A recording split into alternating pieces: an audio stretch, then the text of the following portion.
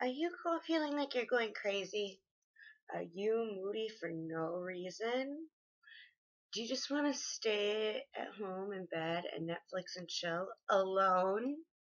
Well, maybe you're an empath. Hello, lovelies, and welcome to my third video entitled Are You an Empath? And How to Protect Yourselves. I will be having various videos about protection and empaths and a lot of things associated with this video and the last video. But this is the biggie. Are you an empath? Well, there are over 30, 50 things that can qualify you as an empath. But today we're just going to talk about a few. I will, below the video, post some links that have more in case you want to know. I also plan on, I was hoping for this video, but I eventually plan on having in the future a quiz as well to see your level of empath, or maybe you're just a very, very highly sensitive person. So, with further ado, let's get straight to business. Alright, excuse me. Are you an empath? Well, if you recall, first of all, what an empath is somebody that feels another person's energy, what they're feeling, whether it be emotional or pain, whatever, what have you. They literally take it on and feel it. They don't just pick up on cues like a highly sensitive person or a very empathetic person. They feel it. So, here are some clues if you yourself are an empath. Alright, do you find yourself carrying the burden of others? Does it hold weight on you? Like you just can't let it go? Like it's ripping you apart as well? Another question, do you dislike or like a person for reasons you just can't explain? Like, a lot of people say, there's just something about that person I just don't like. Or you never met somebody, you might just be Facebook friends with them or have come across them, but you totally adore them, look up to them, or love them. Well, you might be an empath. Are social situations increasingly draining and uncomfortable for you? A lot of people might say that this particular question just means, oh, you're just an introvert. Well, guess what? Empaths, though they come off, once you get to know them, where they feel comfortable around you, are very talkative and social, we really are introverts, or what they call ambiverts. So this question does apply. Do you become increasingly draining or uncomfortable? And not just like a normal introvert or a normal person where there's constantly social around people or work with a lot of people. You just are completely drained and you just want to sit at home and lie in bed with your cats or your kid or whatever. Not another person. Sometimes it depends if they have very positive energy, but you're so completely out of it. Do you feel anxious in large crowds? I know for no reason. Like, it just feels like there's so much happening, and it's not necessarily that there's just a lot of people and you feel claustrophobic. Like some people who have anxiety, you there's just so much going on and so much emotion, you just can't take it anymore. Do you have mood swings just out of the blue? And yeah, there's bipolar, and that's also symptoms of trauma. And in another video, I will talk about the relationship between trauma and empaths, and it will be mentioned in this one as it was in the last one, as well as fibromyalgia. But this is besides the point. Just mood swings for no apparent reason. Just are not acting like your normal self. And maybe you've even been diagnosed as bipolar, not otherwise specified, or just mood disorder, where they just can't, if you've seen a doctor, for instance, where they just can't put their finger on it. That's because empaths take on all this, and we're holding it all in. Are you easily excited about new ideas, dreams, and the hopes of others as well as yourselves? But more so, others. Like, oh my god, you're really gonna do that? That's so cool. Are you continually being smeared with the problems, complaints, and issues of others? Even people you don't know just come up to you. That's especially the sign where people that you barely know or just met. Like, anytime I'm introduced to a friend's friend and we start talking for it, that doesn't even take a couple hours. Like, I could just be talking to them for a few minutes. They start opening up to me about a lot of stuff that they probably wouldn't to just any random person. You're an empath. Do you go through waves of depression and then shortly after experience heights of joy? Again, another thing that psychologists and say would be bipolar, but this isn't something that's actually biological. It's not biochemical happening to you. It's just happening with no other explanation. Okay? Do you suddenly feel sick or nauseous for no reason at all? Especially when you're supposed to be going to an event or a gathering with a lot of people. It just happens. Can you tell when someone is being fake? And you may question yourself, but deep inside in your gut, you know that person's fake. No matter how big they're making it, no matter how popular they are, you know they're fake. Do you highly value your own emotions and ask others value of them as well? Like, do you get insecure about your own emotions? Like, do you question your own emotions if they're valid for you to have said emotions? That's because we're so used to feeling everybody else's and being caretakers. So when we finally feel our own, it's like, is this right? Do you sometimes feel that you hear the thoughts of others or know what they are thinking even when they don't say it? We're not talking about like schizophrenic hallucinations or anything like that. It's totally in a psychic level. Have you been called or accused of being too sensitive? Of course, this is something that highly sensitive people, empathetic people will also have, but more so for empaths, especially in relationships. We get very sensitive about things, more so than other people, which again brings us back to the trauma thing. We're more predisposed for PTSD or for being extremely heartbroken afterwards. But we're so good at bottling things up and putting it down because we're so used to so much emotion that sometimes, shut down. But we are extremely sensitive. Very sensitive people.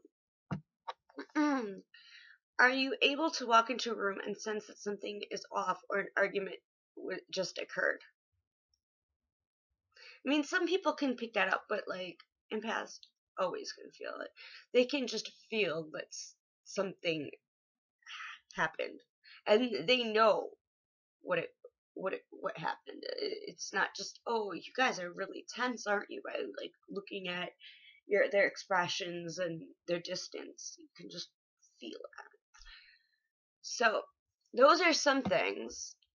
There's obviously a lot more, but I just wanted to stick with 13 because this video, that's only half the video. Like I said, I'll put some more links down below for y'all, including empaths that can feel what people's auras are, like the well-developed empaths who have like taken on their gift and like accepted it. So that will be below. So if you feel like you qualified for more than half of those, more likely you're at least, an empath who has not kind of given into their gift. So, moving on now to how to protect yourself. There's many, many ways, and I'll have videos in the future about like psychic protection that are based just on that. So this is just going to be a really quick, like, giving you ideas of things to do, and you can research or wait till later on videos about psychic protection, or when I talk about psychic vampires, which empaths really need to be careful about. So, again, you're taking in all this energy, all these emotions, other people's broken red auras, and la-di-da-di-da. Alright. First of all, you need to shield yourself. You're at work, you're at school, people are fighting, so much aggression. You're at home, you and your partner are fighting. You just want to curl up in a little ball because you just can't take it. You need to shield yourself. So, what you do, a lot of witches, pagans, and New Agers like to say to, when you're doing this, close your eyes and then imagine a white shield of protection or a gold shield of protection around you. I personally think that as a psychic, as an empath, you can feel which colors are best for you at that time. But if all else fails, if you can't, use the white or gold. Typically the white, or both as layers. So you go into a safe space for a few minutes wherever you are. I would really hope that you do this every morning and every night instead of having to do this while the situation's occurring. But I always find the bathroom to be the safe space for a lot of people. So anyways, you find a safe space. Close your eyes, take some big deep breaths, and you manifest and imagine this glowing, it's just for all intents and purposes, white shield of protection. And you ask your gods, goddesses, fairies, spirit guides, ascended masters, guardian angels, whatever your deal is, to come and fill this and protect you. So create this shield around you, and it's glowing. It's white. That's closest to you, and it's thick, about a couple inches thick, and then on the outside is this gold, like spiky, flaring light protecting around it. And as empaths, we need to make sure that it's very thick, so you keep breathing deep and keep calling upon whoever it is you call upon to make it thicker and thicker and to protect yourself until you can actually feel roots of your feet into the ground like tree roots into the earth, and you can actually feel this energy shield around you. If you really want to know, mine is purple and yellow. I'm a kind of an indigo purple-ish mixture, and then a bright yellow. I'll explain in a future video why that is. So once you've done that, you should feel a little more at ease, a little more calm. You'll have the psychic spiritual protection. So that's one thing to do. Another thing to do is surround yourself with positive people. And as empaths, you should be able to feel that out. But as empaths, we tend to attract addicts or people that are unstable and have not sought treatment yet. People who have sought treatment for mental issues, they're fine to be around. But we tend to attract these chaotic, unstable people. So get rid of the toxic people in your life as much as possible. And in a future video, I'm going to kind of talk about my journey and why I'm doing what I'm doing, to kind of help others, because some people hearing the story helps. And let me tell you, it's going to say in there too, that is the hardest thing, especially when they're family or people you love. But that's what the shield is for, and what the other things I'm going to say are for. But get rid of as much toxic people as you can. So, like, maybe friends you haven't been with for very long, but are very toxic influences on you right now. So just surround yourself with as much positivity as possible. I find animals to be very comforting. Next, as for crystals that you can carry around and buy or put in your home and surround around, black tourmaline. I know I brought this up in the last video and in the Mercury retrograde. Onyx, my favorite stone. It's good for also bringing out psychic abilities, so that's a 2-for-1. Amber,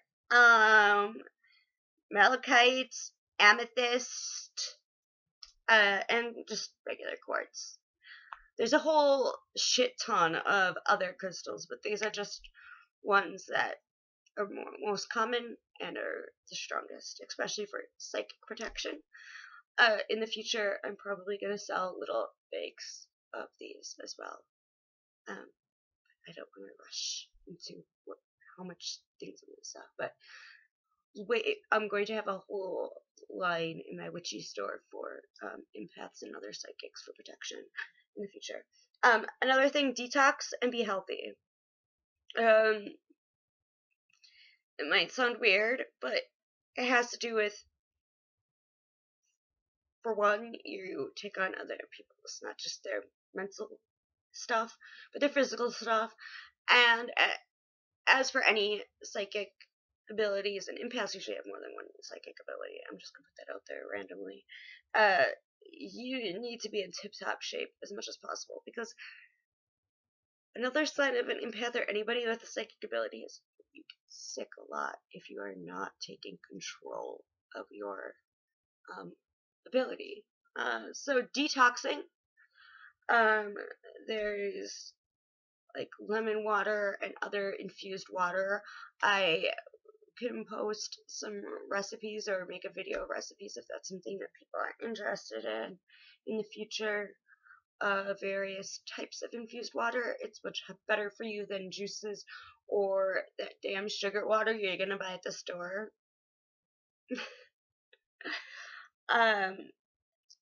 Yoga is like has saved me. Yoga helps. Lots of water. That's a problem of mine. I'll admit. I drink too much caffeine, but you need to drink a lot of water. Let's see. Also, stick with teas. Speaking of herbs, since that's what teas are, there are herbs that you can mix together and grind together and carry around in a pouch, which is another thing that I'm eventually going to be selling, as well as I'm going to attempt homemade incense. But clove, sage, and sandalwood are very good. As for like oils, basil, geranium, pine, and myrrh. I'm going to be making a psychic protection oil eventually as well. First, it'll be an herbal bath bomb form, so these might be some of the ingredients you see. Again, for oils, if you want to mix on your own, basil, geranium, pine, and myrrh. And as for herbs, clove, sage, and sandalwood. You don't need to have all of them. The more you have of the ingredients, the stronger it will be. But as long as you have some, obviously we all know about saging our house and ourselves, but to be able to carry some sage on us is also very protective. Meditation. Any person with psychic abilities, empaths, mediums, what have you, need to do meditation as much as possible. I'm going to have a video as well on meditation and how to get into it. So if you're somebody that's like completely hyperactive as me, you're going to start off maybe with like just a 5-minute just to get in the moment. It's really hard to get in the moment, especially when you have like all that built up emotional distress as an empath, as some of us who do not protect ourselves get. But that's it. That's all I'm gonna talk about today. to keep it a few minutes shorter than the other times. Again, there's going to be more links below, and I really hate doing this even though I mentioned my products, but tomorrow my first product, besides my services that I do like tarot and stuff, will be for sale, and until June 10th there'll be a discount. They're really huge, like this big, the biggest molds I could find for bath bombs. They're herbal magical bath bombs, so they are made with magic. And they're not just your normal fizzy bath bomb, or like Epsom salts and whatever salt bath, with essential oils. It has all that, but it also has the herbs to make an herbal bath after all of that has mixed in with the water. And it's for healing. It's called Healing with a Feeling, and that might actually be good for your detox time, and to try and get you regrounded after years and years of not protecting yourself and holding in all this baggage, your personal, emotional, and physical baggage, as well as everyone else around you that you have become close to or not even close to, who you're just around. So with that, I'm out, and have a good week, and I will see you next week, my lovelies. Mwah.